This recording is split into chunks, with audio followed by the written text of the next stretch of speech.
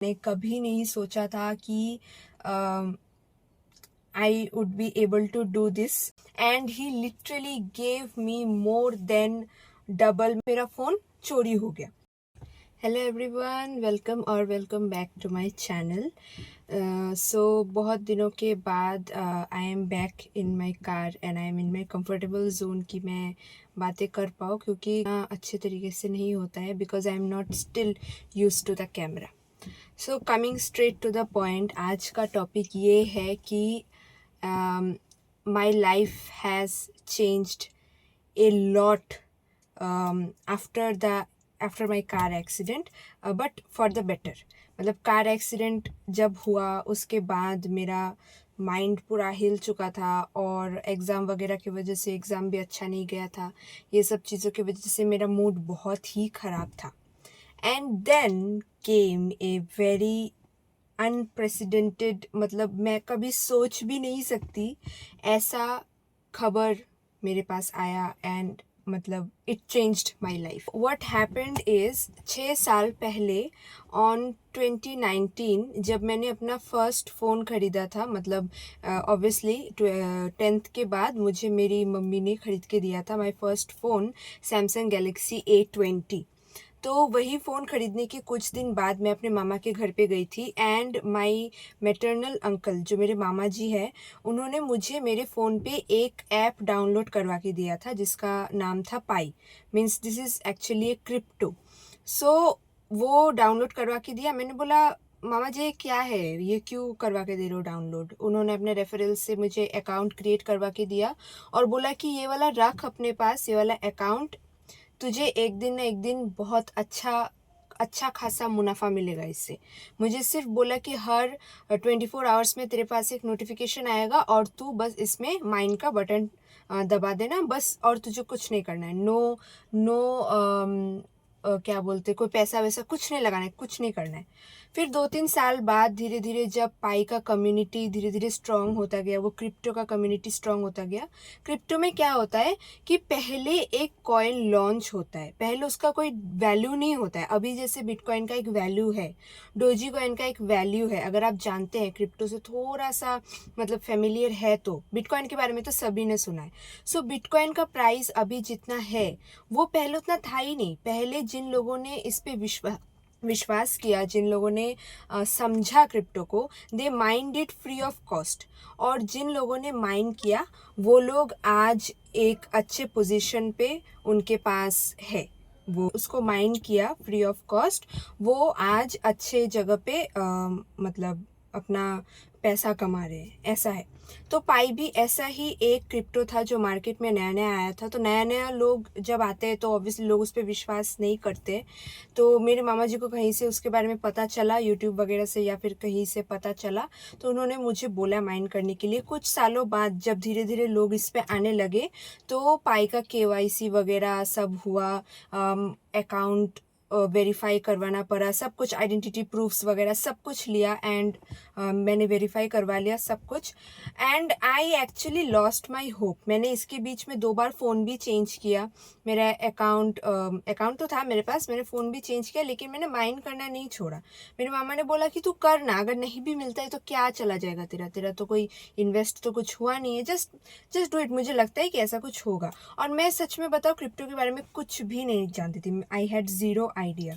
बीच में शायद मुझे थोड़ा सा इंटरेस्ट आया था तो मैंने यूट्यूब वगैरह में देखा था, and I know may be 2-5% of 100% about crypto. में कुछ चीज़ें जानती हूँ कि एक्चुअली होता क्या है उसमें. तो कई लोग मेरे आसपास के 1-2 दोस्त भी हैं जो क्रिप्टो ये पाई में ही उन्होंने माइंड किया हुआ था. वो लोगों ने सच में, मतलब उन लोगों ने तो बीच में बंद ही कर दिया. मैक्सिमम जितने भी मेरे दोस्त थे सभी लोगों ने बंद कर दिया. उन्होंने बोला कि भाई इसमें कुछ नहीं होगा, बेकार में एक ऐप डाउनलोड करके रखना पड़ता है, मैं नहीं कर रहा इसमें, ये लॉन्च वगैरह कुछ होगा नहीं. ये सो मैं जो बता रही थी, फरवरी के लास्ट में ही ऐसा एक न्यूज़ आया कि पाई लॉन्च हो गया है. मुझे इसके बारे में कुछ नहीं पता था. मेरे एक दोस्त ने मुझे पूछा इंस्टाग्राम पे कि पाई तो लॉन्च हो गया है, तेरे को पता है? मैंने सोचा कि ये भी शायद फेक न्यूज़ है. फिर मैंने अपने मामा जी को फ़ोन लगाया, उनको भी पता नहीं, उन्होंने शायद न्यूज़ नहीं देखा था। फिर शाम होते होते पता चल गया कि पाई एक्चुअली लॉन्च हो चुका है। May be 1 point something dollar पे लॉन्च हुआ था वो।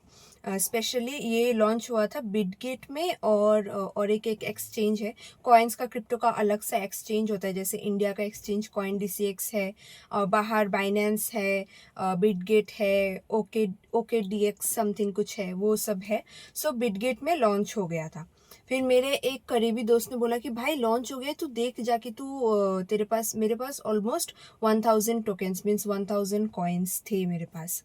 फिर एक बार फिर मैंने सोचा, मेरे दोस्त ने मुझे बोला कि एक काम कर, सिंस ये लॉन्च हो गया है और तू 6 साल से कर रही है इसमें इन्वेस्ट, कुछ कॉइन्स अपने सेल कर दे और अपने लिए कुछ ले ले जो तुझे ज़रूरत है। सो आई टुक द एडवाइस। मैंने सोचा कि हाँ मुझे ज़रूरत तो है, मुझे एक अच्छा डिवाइस लेना है, since I am planning on making YouTube videos more often, making shorts and other things, क्योंकि मेरे पास वो पुराना फ़ोन, वो Realme 9 ही था। मैं उसी से सब कुछ वीडियो पोस्ट कर रही थी। उसका क्वालिटी भी ठीक ठाक है, पर मतलब क्वालिटी उतना अच्छा नहीं है, पोस्ट करने लायक नहीं है। And if you remember, if you have watched my vision board वाला वीडियो, I have already attached a picture of a phone. Actually मुझे, मतलब ऐसा नहीं कि मुझे एग्जैक्टली यही वाला फ़ोन चाहिए, I just wanted a new device with a good camera quality so that I could record my video। ये भी ऐसा नहीं सोचा था कि within 2 months मेरे पास मेरा खुद का कमाया हुआ, उससे मैं अपना खुद का device खरीदूंगी। I was just requesting my parents to buy me a phone, और वो राज़ी भी हो गए थे, पर वो करने के लिए वो अपना सेविंग्स तोड़ने वाले थे। And I actually didn't want that. मेरे हिसाब से ये सब इलेक्ट्रॉनिक्स का सामान उसी पैसे से लेना चाहिए अगर आपके पास एक्स्ट्रा है तो मेरी मम्मी राज़ी तो हो गई, but I didn't want it actually. So मैं कुछ ना भी नहीं बोल पा रही थी, मुझे चाहिए भी था। एंड आई जस्ट विश्ड, मैं विजन बोर्ड मैंने घर पे रखा हुआ है, एंड आई मस्ट से मैं हर दिन भगवान के पास प्रे करती थी कि भगवान मुझे बस इतना पैसा दे दो कि मैं एक डिवाइस खरीद सकूँ, बस मुझे और कुछ नहीं चाहिए, मुझे बस एक डिवाइस खरीदना है। और यूट्यूब में सक्सेस मिले ना मिले वो मेरे मेहनत के ऊपर डिपेंड करता है, आप मुझे बस वो ज़रिया दे दो।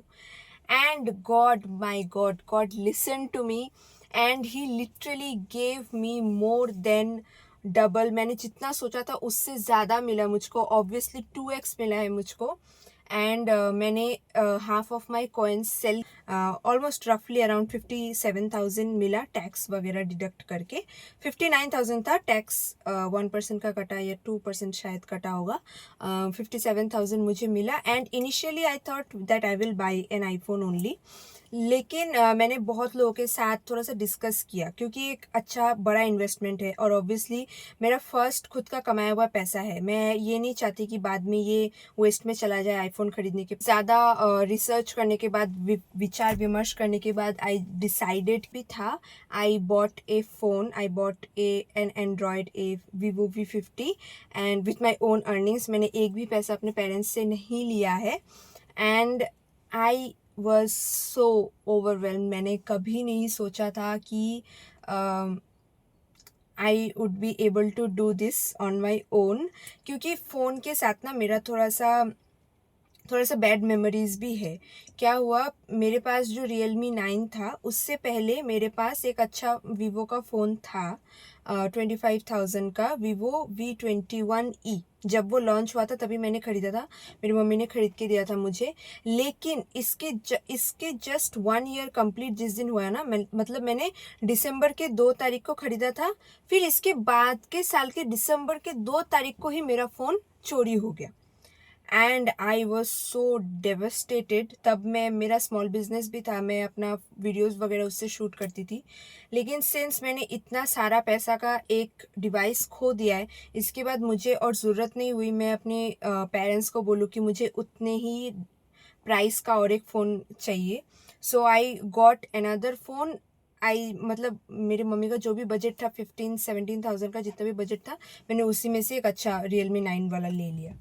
एंड फ्रॉम देन Realme 9 ही मैंने यूज़ किया, जो भी था। लेकिन I really wanted a good camera quality phone, और वो मुझे मिला है. मैं सच बताऊँ तो I feel like I manifested it, क्योंकि मैं बैडली चाहती थी, मैं एग्जैक्टली भगवान को वही प्रे कर रही थी कि मुझे क्या चाहिए. And I literally got the proof that अगर आप भगवान को बोलोगे ना कि मुझे ये चाहिए, ये चाहिए, ये चाहिए, ये चाहिए, और अगर उसके पीछे आपका कोई अच्छा इरादा होगा, ऐसा नहीं है कि आपका बुरा इरादा है और आप भगवान को चाहोगे तो आपको वो मिल जाएगा, ऐसा नहीं है. अगर आप अच्छे इरादे से भगवान के पास कुछ चाहते हो, कुछ करने के लिए भगवान के पास कुछ चाहते हो, I believe God will definitely give you that and God will multiply that. वो आपको उससे ज़्यादा ही देंगे, because God is abundant, the universe is abundant. मैं ऐसा नहीं कि मैं फ़ोन के पीछे भाग रही थी, मुझे ये चाहिए वो चाहिए. मैं I just set back and I knew I will get that. मैंने वो दिमाग में बिठा दिया and I just prayed to God. क्योंकि आप जब भगवान के सामने सरेंडर कर देते हो ना कि भगवान आप ही मुझे रास्ता दिखाओ, आप ही मुझे वो जरिया दो, then God knows that, then God becomes happy that you are surrendering before him. और जब आप भगवान के पास सरेंडर कर देते हो ना, he will give you everything. Because भगवान को वो लोग पसंद नहीं है जो इगोइस्टिक होते हैं, जो खुद बोलते हैं कि मैं भगवान पे विश्वास नहीं करता. जो होता है मेहनत का होता है. आई नो मेहनत का होता है, लेकिन बहुत लोग मेहनत करते हैं लेकिन फिर भी वो उस पोजीशन पे नहीं पहुंच पाते. क्यों? क्योंकि उनको वो अपॉर्चुनिटीज़ नहीं मिलता है, वो ज़रिया नहीं मिलता है. और अपॉर्चुनिटीज़ भगवान ही क्रिएट करेगा, ये वो यूनिवर्स ही क्रिएट करेगा, और कोई क्रिएट नहीं कर सकता. आप आज इस जगह पे ज़िंदा हो, क्यों हो? Because the universe wanted you to be alive. आप आज पढ़ाई कर पा रहे हो, आप आज कुछ भी जो भी कुछ कर रहे हो, it's because the universe aligned you to do that. So be humble और भगवान के पास just pray for your wishes and he will give you and work your best. ऐसा नहीं कि भगवान ने आपको दे दिया है और आप जस्ट बैठ जाओगे कि वाह मुझे मिल गया, वाह मुझे मिल गया, इसका मतलब मुझे सब कुछ मिल जाएगा, I don't have to work now. ऐसा नहीं है. You have to work hard. Work hard वो एक है ही डिफ़ॉल्ट, वो तो आपको करना ही पड़ेगा, लेकिन you have to be surrendered to God. कि मतलब अगर मुझे सक्सेस भी मिल गया, वो भी भगवान का ही है, भगवान ने ही मुझे सक्सेस दिया है. आपका जो मेहनत है वो तो आपका है ही, वो मेहनत भी आप भगवान की इच्छा से ही कर रहे हो.